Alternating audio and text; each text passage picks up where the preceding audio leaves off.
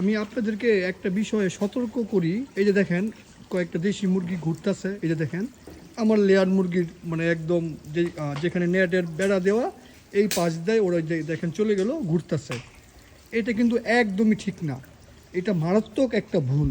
যদি আপনার এই নেটের পাশে এই যে এটা হচ্ছে আমার খামারের বাহির সাইড, নিয়মটা হচ্ছে খামারের বাহির থেকে 3-4 হাত দূরে বেড়া দেওয়া লাগে, আরও বেশি দূরে ওই মশারির নেট দিয়ে বেড়া দেওয়া লাগে, যেন কোনো জিনিস কুকুর বা কোনো বাহিরের মুরগি বাহিরের কোনো পশু পাখি যেন নেটের মানে পোলট্রির একদম নেটের পাশে আসতে না পারে।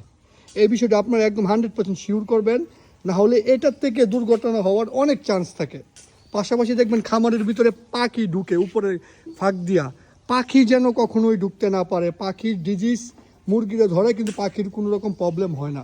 তো এই আপনার জৈব নিরাপত্তার ক্ষেত্রে এই জিনিসগুলো আপনারা খুবই খেয়াল করবেন, নাহলে বড় ধরনের ঝামেলা পড়ার একটা সম্ভাবনা থাকে।